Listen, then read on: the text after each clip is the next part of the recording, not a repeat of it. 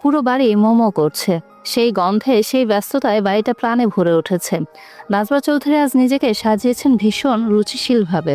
তাকে দেখলে মনে হয় স্বভাবজাত এক অভিজাত্য যেন তার সঙ্গে জন্ম থেকেই জড়িয়ে আছে। জয়, ডাক্তার, নার্স, বাড়ির সবাইকে উপহার দিয়েছে শাড়ি। যার যার মতো সবাই সেজেছে। ডাইনিং রুমটা ফুল দিয়ে সুন্দর করে ডেকোরেশন করা হয়েছে। রঙিন ফুলের সুবাস আর ঘরের সুগন্ধি মিলেমিশে পুরো বাড়িটাকে আরো মোহময় করে তুলেছে। পার্লারের লোকেরা তরিকে সাজাচ্ছে যত্ন করে। জয়ের দেওয়া সে এক্সক্লুসিভ লাল শাড়ি, সঙ্গে মানানসই ওড়না, গায়ে স্বর্ণের গহনা, সবগুলোই নাজমা চৌধুরীর দেওয়া। সাজের ছোঁয়ায় তরিকে একদম রাজরানীর মতো লাগছে। ঠোঁটে লাল কালারের লিপস্টিক, চুলের একপাশে গোজা লাল গোলাপ, নাকের নথ, মাথায় টায়রা, সব মিলে সে যেন সত্যি এক রাজরানী। জয়ের পুতুল বউ তরি। আর জয়, সে পড়েছে গোল্ডেন রঙের শেরওয়ানি, তাতে লাল সুতোর নকশার কাজ, হাতে দামি ঘড়ি, পায়ে জুতো। প্রথমবার সে কোট প্যান্ট পরে বউকে ঘরে তুলেছিল, আর আজ সে বর সেজে নিজের বউকে ঘরে তুলবে নতুন করে। জয়কে একদম রাজপুত্রের মতো লাগছে। সৌন্দর্যে, ব্যক্তিত্বে কোনো অংশেই তার কোনো কমতি নেই। জয় আর তরিকে সামনাসামনি আনা হলো। মুহূর্তটার জন্য চারপাশটা যেন হঠাৎ নীরব হয়ে গেল। জয় এক পা এগিয়ে এসে তাকাতেই থমকে যায়। এমন সাজে তরিকে সে আগে কখনো দেখেনি। লাল শাড়ির ভাঁজে, গয়নার আলোয় লাজুক তরিকে আজ সম্পূর্ণ নতুন মনে হয়। জয়ের চোখ সরতে চায় না। বুকের ভেতরটা অদ্ভুত এক অস্থিরতায় ভরে ওঠে। তাকে দেখে জয়ের মনে হয় এই মেয়েটাকে সে প্রতিদিন দেখেও যেন আজ প্রথমবার দেখছে। তরিকে দেখে তার পাগল পাগল লাগছে, আর সেই অনুভূতিটা লুকানোর কোনো উপায় নেই। তরি মাথা তুলে জয়কে একবার দেখে। এই লোকটাকে নতুন করে সৌন্দর্যের বর্ণনা দিতে হবে না, সে বরাবরই অনেক সুন্দর। উফ, এত সুন্দর হতে বলেছিল কে? একটু কম হলে কি এমন ক্ষতি হতো?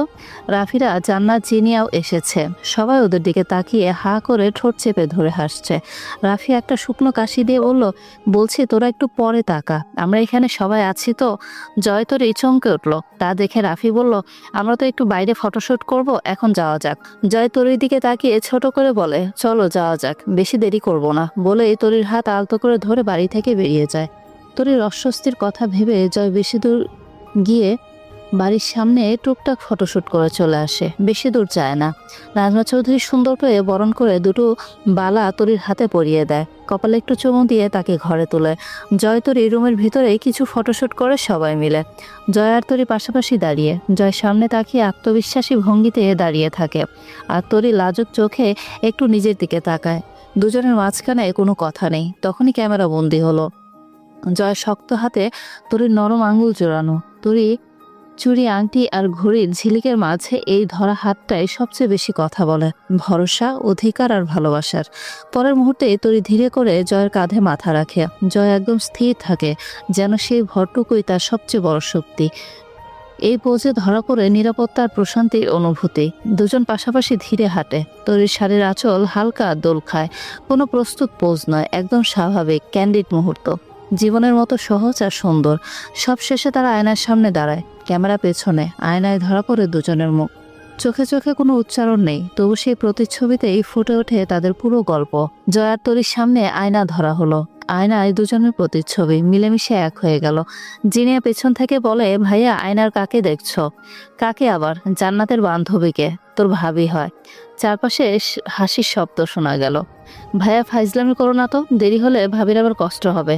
তাড়াতাড়ি বলে ফেলো ভাইয়া। জয় এখানে দমে গেল, এরা ছাড়বে না, তার বলতেই হবে। কিছুক্ষণ চুপ থেকে জয় নরম গলায় বলল, এই আয়নায় আমি আমার পুরো জীবনটাই দেখছি। চারপাশ থেকে হাততালির শব্দ শোনা গেল। তারপর জান্নাত তরিকে জিজ্ঞাসা করলো, জান বলো, আয়নাতে কাকে দেখা যায়? আমার বান্ধবীর চাচাকে, আর আমার সম্পর্কে তোর দুলা ভাই। চারপাশে সবাই হেসে উঠল। তারা দুইজন কি এখানে আলোচনা করে এসেছে নাকি? জয় আয়নাতে তাকিয়ে হাসলো। তরি সেই হাসি লক্ষ্য করে নিজেও একটু হেসে দিল। জান, এবার ভালো করে বল, কাকে দেখতে পাস আয়নায়? তরি কিছুক্ষণ চুপ থেকে একটা নিঃশ্বাস নিয়ে বলে, চাঁদ। আমার অন্ধকার জীবনে আলো হয়ে এসেছে। আবার টালির শব্দ হলো। জয় মুগ্ধ হয়ে শুনলো কথাটা। সবার খাওয়া দাওয়ার কথা উঠলে তরি বলে, আমি একটু ফ্রেশ হয়ে আসি, গাটা কিরকম যেন করছে। সবাই সম্মতি জানালো। জয় তরিকে নিয়ে উঠলো সোফা থেকে। নাজমা চৌধুরী নিজের বাড়িতে অনুষ্ঠান করেছে, তাই তারা এই বাড়িতে আছে। কালকে সকালে চলে যাবে।